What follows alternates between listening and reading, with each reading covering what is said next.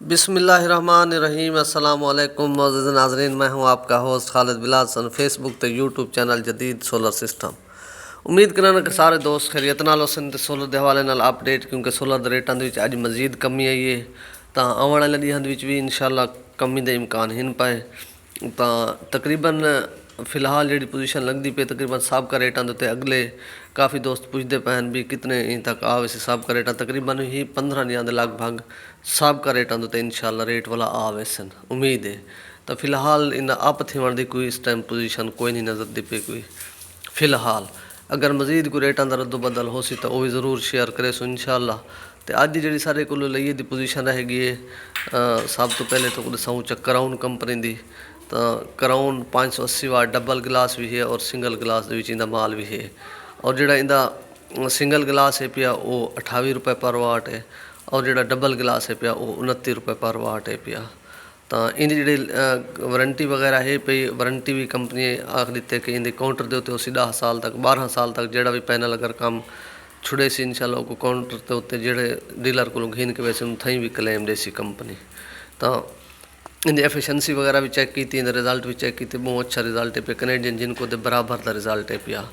तो इन वजह से क्योंकि रेट भी उन्होंने घट है पिया, तो मैं काफ़ी दोस्तों को लवाया भी चेक भी किए सेकंड पोजीशन भी चेक करूँ, बहुत अच्छा रिजल्ट है। अच्छा इस तो इलावा बाकी है लॉन्जी हाइमो 5, उनकी जी पोजीशन है पे इस टाइम वो है पे 28 रुपये पर वाट। और इन तो इलावा लॉन्जी हाइमो 6 वो है 28 रुपये 50 पैसे पर वाट 580-85। और इन तो इलावा बाकी है लॉन्जी हाइमो 7, उनका भी रेट काफ़ी डाउन था और उनका इस टाइम पोजीशन है जी वो 31 रुपये 50 पैसे पर वाट। और इस तो इलावा बाकी है जिनको एन टाइप डबल गिलास और सिंगल गिलास, उनकी इस टाइम जी पोजीशन है पी वो भी 31 रुपये 50 पैसे पर वाट है पिया। और उम्मीद है भी कल तक 50 पैसा तकरीबन भी मज़ीद डाउन थी वैसे इंशाअल्लाह। तो बाकी है जिनको पी टाइप 555 वाट, उनकी भी इस टाइम जी पोजीशन है पे वो है पे 27 रुपये पर वाट। और इन तो इलावा बाकी है जिनको कनेडियन एन टाइप टॉप कौन 580-85 वाट, उनकी भी इस टाइम जी पोजीशन है वो है पे 31 रुपये 50 पैसे। और उनका जोड़ा पी टाइप का माल है पिया वो भी 27 रुपये पर वाट है पिया। और इन तो इलावा बाकी है जे ए सोलर, जे ए दी भी इस टाइम डबल गिलास की जी पोजीशन है पे एन टाइप की वो तकरीबन 29 रुपये 50 पैसे पर वाट।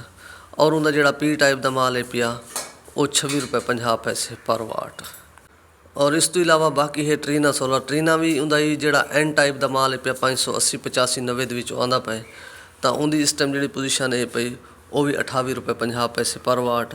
और उनका जोड़ा पी टाइप का माल है पिया वो 26 रुपये पर वाट। और इन तो इलावा बाकी है एस्ट्रो एनर्जी, एस्ट्रो की भी पोजीशन है कि उनका भी जोड़ा एन टाइप का माल है इस टाइम वो भी 28 रुपये 50 पैसे पर वाट। और उनका जोड़ा पी टाइप का माल है पिया वो 25 रुपये लगभग इस टाइम पर वाट है पिया। और इन तो इलावा बाकी है ओसडा कंपनी, ओसडा की भी इस टाइम पोजीशन जी है उनका एन टाइप का 580-85 वाला जोड़ा माल है पिया वो है पिया इस टाइम 26 रुपये 50 पैसे पर वाट। और उनका जोड़ा पी टाइप का माल है पिया वो तकरीबन 25 रुपये पर वाट। और इस तो इलावा बाकी है क्यू सैल की भी पोजीशन में कि वो भी इस टाइम माल जोड़ा ना सब तो सस्ता माल है पिया, उनकी भी इस टाइम जी पोजीशन है वो तकरीबन 26 रुपये पर वाट है पिया उनका एन टाइप का माल।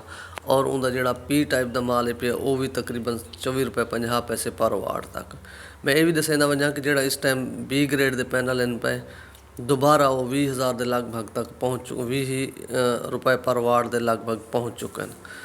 तो क्योंकि पहले उन्होंने रेट अप था 5 तक लगे कहने वाला दोबारा वो 20 रुपये पर वाट और 21 रुपये पर वाट तक मुख्तलिफ कंपनियां दे आ गए। और जोड़े एन टाइप के पैनल इन पे मुख्तलिफ बाकी इन तो इलावा भी काफ़ी कंपनियां इन पे जो मैं दसेंदा रहा ना।